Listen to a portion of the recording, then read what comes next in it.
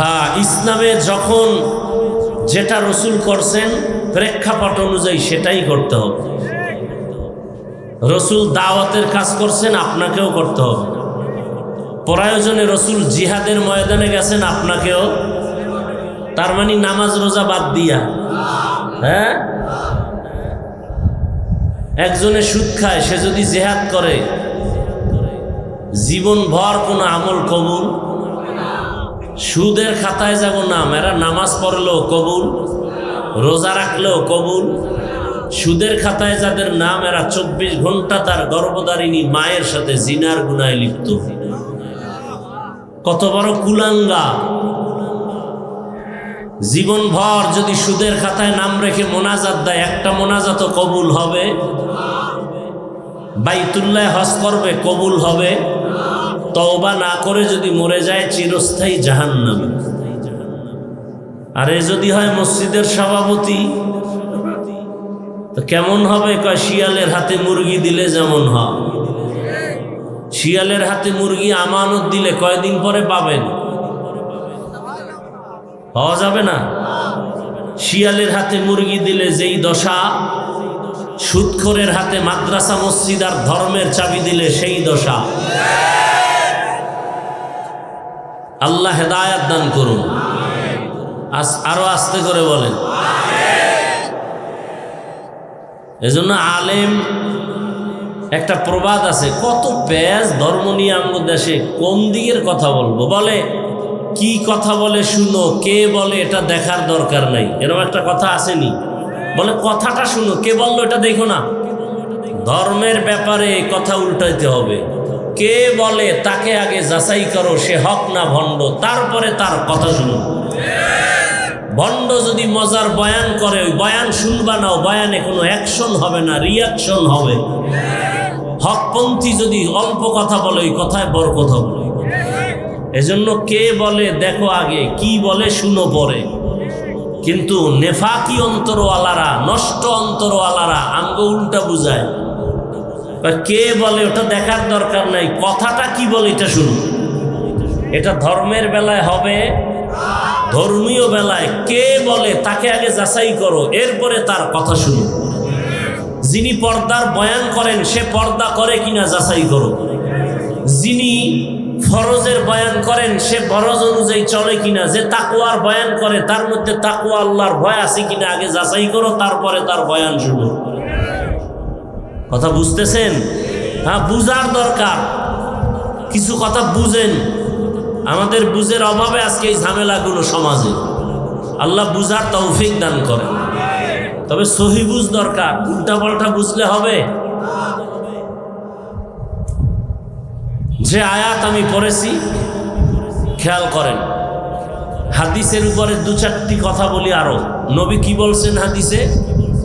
ইত্তাকিল মাহারিম তাকুন আবাদান নাস। আল্লাহর নিষিদ্ধ জিনিস থেকে নিজেকে বাঁচাও, তাহলেই তুমি আল্লাহর কাছে দামি, মানুষের দরবারেও দামি হয়ে যাবে। আল্লাহর নিষিদ্ধ জিনিস কেমন? বলে এক কথায় বলা যাবে না। তোমাকে আল্লাহ হাত দিছে ধরার জন্য, ধরার আগে দেখবা কোনটা ধরলে আল্লাহ খুশি হবে, কোনটা ধরলে বেজার হবে। হাত দিছে ধরার জন্য, তার মানে রাস্তা দিয়ে যে যাবে তারে ধরবা। খবরদার, ধরার মধ্যে সীমাবদ্ধতা আছে, স্বাধীনতা নাই। স্বাধীন জীবনের কোনো দাম? আপনাদের এই মনিরামপুর বাজারের আশেপাশে কুকুর আসেনি? রাস্তায় দৌড়ায়নি? একটা কুকুরের কিন্তু কোনো দাম। কিন্তু মালিকের শিকল যেই কুকুরের গলায় লাগানো, ওই কুকুরের দাম আসেনি। ওই কুকুরের যদি আপনি মারেন, মালিক গিয়া মামলা দিবে। কথা ঠিক? এই যে খোলা আসমানের উপরে পাখিগুলা উঠতেছে, দেখতে সুন্দর, কিন্তু একটা পাখিরও কোনো মূল্য নাই। বরং যারা রসুলের আদর্শ নিয়ে চলে, এরা সবাই মুকুটহীন সম্রাট। আল্লাহ বুঝার তৌফিক দান করেন। কিসের অভাব? আমনের বুঝ কি? দাড়ি কাটলেই শান্তি। আমার বুঝ দাড়ি কাটলেই অশান্তি। আপনার বুঝ বেপরদার আড্ডায় গেলেই শান্তি, টাকা পাবো, বাড়ি পাবো, ক্ষমতার চেয়ার পাবো। আমাদের বুঝ কি পর্দা করলেই শান্তি। এ কারণে আমাদেরকে যদি বলা হয় আপনাকে কোটি টাকা দিব, এমপি মন্ত্রীর চেয়ার দিব, শুধু দাড়িটা কামান, আমি বলবো না, আপনারা বলেন, এই লোভে দাড়ি কামায় ফেলবো? ক্ষমতার লোভে? ক্ষমতার চেয়ার 5 বছর, জোর কইরা থাকলে 17 বছর। কথা কন না কেন? কিন্তু আমগো চেয়ারের কোনো মেয়াদ আছে? কথা বলেন। এই যে চেয়ারে বসছি, এর কোনো মেয়াদ আছে? বুঝেন, বুঝার দরকার। শুনেন না, বুঝেন। তো আপনারা জানেন মিথ্যা বলা কি, এই তো জানেন। গালি দেওয়া কি বলেন, তো জানেন। অন্যের হক নষ্ট করা, মা বাবারে কষ্ট দেওয়া হারাম, সবই তো জানেন। বুঝের অভাবে মানেন না, বুঝের অভাবে। এই বুঝের অভাবটা পূরণ করতে হলে সঠিক বুঝ যাদের আছে তাদের কাছে যেতে হবে। সঠিক ব্যাঠিক নির্ণয় হওয়ার জন্য, যেমন আমার এই চেয়ার বা ধরেন এই টেবিল বা আমার হাতের এই রুমাল, এটা কত হাত চারপাশে লম্বা, এটা বুঝার জন্য কি লাগবে? একটা স্কেল লাগবে। কি লাগবে? স্কেল। এখন স্কেল যদি নির্ণয় করতে গিয়া রাবারের স্কেল লইয়া ফেলান, কি সঠিক বের হওয়া যাবে? এমন একটা স্কেল নিতে হবে যেটা বাড়েও না, মানুষের বিবেক এক থাকে না, বাড়ে কমে, বলেন। কিন্তু এই জমিনে সত্য আর সঠিক নির্ণয়ের জন্য একমাত্র স্কেল দিছেন আল্লাহ, যেটা বাড়বেও না, বাড়ানোর সুযোগ নাই, কমানোর সুযোগ নাই। সে স্কেলের নাম কুরআনুল কারীম। সে স্কেলের নাম কি? বাড়ানো যাবে, কমানো যাবে। আর কোরআন বুঝার জন্য লাগবে হাদিস।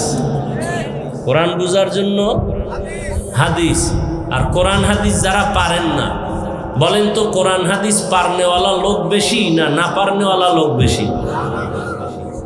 অতএব কোরআন হাদিস পারার জন্য যেতে হবে একমাত্র, শুধুমাত্র, কেবলমাত্র ওলামায়ে কেরাম বলবেন না, আহলে হক ওলামায়ে কেরাম। কারণ ওলামাদের মধ্যে একটা বাহিনী আছে এই জমিনের চূড়ান্ত খারাপ, চূড়ান্ত ভণ্ড। এরকম আলেম নাই? আছে কথা আমার। قال رسول الله صلى الله عليه وآله وسلم ألا إن خير الخير خيار العلماء وإن شر الشر شرار العلماء। রহমতের নবী বলেন, জমিনের মধ্যে সব থেকে ভালো হবে একদল উলামা, আবার সবার থেকে খারাপ হবে একদল উলামা। আচ্ছা, সাহাবায়ে কেরাম এরা মাওলানা ছিলেন? কি ছিলেন? মূর্খ। আন্দাজি বুঝুক আর না বুঝুক একটু উত্তর দিতে পারলেই হইল। সাহাবায়ে কেরাম হাদিস পড়তে জানতেন? কোনো খবর নেই। কোন জগতে আইলাম ওয়াজ করতে? সাহাবায়ে কেরাম কোরআন পড়তে জানতেন? হ্যাঁ, পারেন না, চুপ থাকবেন, আন্দাজি উল্টা পাল্টা জবাব দেন কেন?